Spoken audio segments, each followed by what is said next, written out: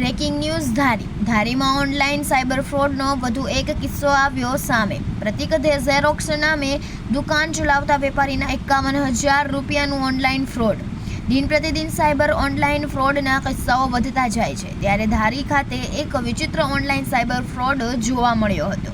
ધારીના Amreli road ઉપર દાલબાટીની દુકાન ધરાવનાર નવલભાઈને 83 27 51 66 70 કોલ આવે છે કે મારે 90 દાલબાટી જોઈએ છે, શું પેમેન્ટ થશે? ત્યારે નવલભાઈ જણાવે છે કે 9,000 રૂપિયા પેમેન્ટ થશે। ત્યારે કોલ કરનાર વ્યક્તિ કહે છે કે એડવાન્સ પેમેન્ટ મારે કેટલું આપવાનું? ત્યારે નવલભાઈ જણાવે છે કે 4500 રૂપિયા આપે એડવાન્સ પેમેન્ટ કરવાનું રહેશે।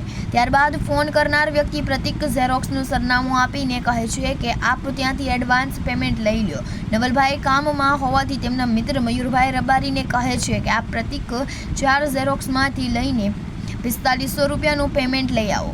મયુરભાઈ તાત્કાલિક પ્રતિક ઝેરોક્સમાં પહોંચીને ત્યાંના માલિક પ્રતિકભાઈને સીધો ફોન આપે છે કે આ ભાઈને તમારું કઈ કામ છે લગાડેલ છે, અને ફોનમાંથી એ વ્યક્તિ પ્રતિકભાઈને પૈસા ટ્રાન્સફર કરવાનું કહે છે। પ્રતિકભાઈ જે ઝેરોક્સની સાથે મની ટ્રાન્સફરનો પણ કામ કરે છે, એમને એવું થયું કે મને ફોનમાં વાત કરાવનાર મયુરભાઈ મને બાકીના પૈસા કેશ આપી દેશે। તરત જ પ્રતિકભાઈ પોતાના મોબાઈલમાંથી ફોનમાં વાતચીત થયેલ અને નંબર ઉપર પ્રથમ 24,000 અને ત્યારબાદ 27,000 રૂપિયા ટ્રાન્સફર કરે છે, અને ફોનની વાતચીત બંધ થાય છે। ફોનની વાતચીત પછી બંધ થયા બાદ પ્રતિકભાઈ મયુરભાઈને જણાવે છે કે આપે મને 51,000 જે ટ્રાન્સફર કર્યા અને બાકીનું મારું કમિશન આપવાનું રહેશે। ત્યારે મયુરભાઈ ગભરાઈ જાય છે, એ તો જણાવે છે કે હું તો 4500 રૂપિયા લેવા માટે અહીં પહોંચ્યો હતો। પ્રતિકભાઈને તરત જ ખ્યાલ આવે છે કે એમની સાથે ઓનલાઈન ફ્રોડ કરવામાં આવ્યો છે। તાત્કાલિક સાયબર સેલમાં એમની ફરિયાદ નોંધે છે અને ધારી પોલીસને પણ જાણ કરે છે। ધારી પોલીસ દ્વારા આ વિચિત્ર કેસની તપાસ થઈ રહી છે। રિપોર્ટર હુસેનભાઈ સંઘાર, ધારી। ધારીથી હું ભવાની દાલબાટી નવલભાઈ બોલું છું। મારામાં એક ફોન આગળ આવેલો કે કાલે અમારે 90 જણાની દાલબાટી જોઈએ છે, તો મને કે કાલ બપોરે અમને મળી જાય ખરી? મેં કીધું હા। તો મને કે તમારું પેમેન્ટ કેટલું થાય? મેં કીધું 90 જણાનું 9,000 રૂપિયા પેમેન્ટ થાય। તો મને કે એડવાન્સ તમને કાંઈ આપવાના? એટલે મેં કીધેલું કે ભાઈ તમારે 4500 રૂપિયા મને એડવાન્સ આપવાના। તો મને કે તાત્કાલિક તમે પૈસા લઈ જાઓ। એટલે મેં કીધું હું વાડીના કામમાં છું, અત્યારે મારી પાસે ટાઈમ નથી। તો મને કે તાત્કાલિક કોઈક આવે એવું કરો કે મારી બાજુમાં છે પેંડાવાળા મિત્ર મારો મયુરભાઈ, એને મેં કીધેલું કે ભાઈ તું ઝડપથી જા ને 4500 રૂપિયા પેમેન્ટ આપણે લેવાનું છે। એટલે એ ભાઈ મારા ગયા, એટલે એવડે લોકોને મને કીધેલું હતું કે રોનક મેડિકલની બાજુમાં તમે પ્રતિકમાં આવો। એટલે ભાઈને મોકલેલો, એટલે પ્રતિકમાં એ ભાઈ ગયા, એટલે ત્યાં જઈને પ્રતિકમાં એ ભાઈએ ફોનમાં વાત કરાવી। એટલે પ્રતિકવાળા ભાઈએ ફોનમાં વાત કરતાં સીધા એક 24,000 રૂપિયા નાખ્યા, એક 27,000 રૂપિયા કોઈ કન્ફર્મ કર્યા વગર સીધા પૈસા ટ્રાન્સફર કરી દીધા। આશ્ચર્યની વાત તો એ હતી કે ખરેખર આપણે પૈસા લેવાના હતા। અમારે તો 4500 રૂપિયા પેમેન્ટ એને કીધેલું હતું કે પ્રતિકમાં જઈ તમે ત્યાં જઈને ફોન કરીને કહેવાનું છે કે 4500 રૂપિયા અમને આપવાના। એટલે ફોનમાં એને વાત કરી, એટલે ભાઈએ સીધા એક 24,000 રૂપિયા નાખી દીધા, એક 27,000 રૂપિયા નાખી દીધા। આ પૈસા એને કોઈ જાણકારી લીધા વિના પૈસા ટ્રાન્સફર કરી દીધા। પછી ભાઈએ અમારા મયુરભાઈ પાસે 51,000 રૂપિયા માંગ્યા કે તમારે 51,000 રૂપિયા મને દેવાના। આપણે કહેવાનું સર મેં ટ્રાન્સફર કરી દીધા એમ? હા, એટલે ઈવડાઈ ભાઈએ 51,000 રૂપિયા અમારા મયુરભાઈ પાસે લીધા। અમારે તો પૈસા ઉલટાના લેવાના હતા। ત્યારબાદ એને જાણવા મળ્યું કે મયુરભાઈ તો ખરેખર પેમેન્ટ લેવા માટે આવ્યા હતા। મયુરભાઈ તો પેમેન્ટ લેવા ગયેલા હતા।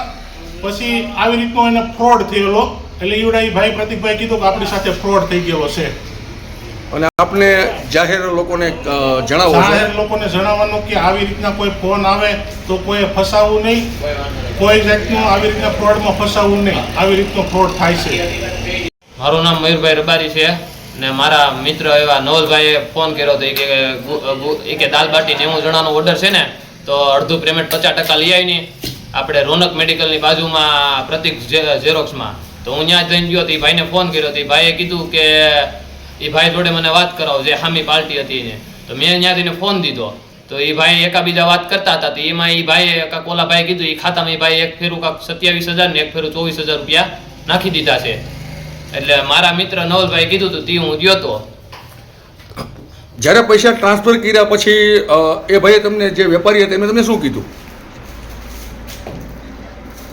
ક્યાં ત્યાં ગયા પછી વેપારીએ પ્રતિકભાઈ તમને શું કીધું? પ્રતિકભાઈ એમ કીધું કે મારી સાથે ક્રાઇમ થઈ ગયો છે અને આ કોક ગલત વ્યક્તિ કોક ખોટું જ હતું, એની 51,000 રૂપિયા પડવી લીધા છે આપણા. ત્રિવેદી ધારીથી બોલી રહ્યો છું. વેપારી મની ટ્રાન્સફરનો બિઝનેસ કરું છું. પેલા ભાઈ મને પૈસા નખાવવા માટે આવ્યા. એણે કોલમાં મને વાત કરાવી કે ભાઈ મારે આ રીતના પૈસા નાખવાના છે. હવે પ્રથમ હું આપણે એ જણાવું કે એ ભાઈ આવીને તમને સીધો ફોન આપ્યો હતો કે પૈસાની વાત કરી હતી? એણે નાખવાનું કીધેલ નથી, પણ એણે ડાયરેક્ટ મને ફોન આપ્યો કે ભાઈ આ રીતના આ ભાઈ હારે વાત કરી લો.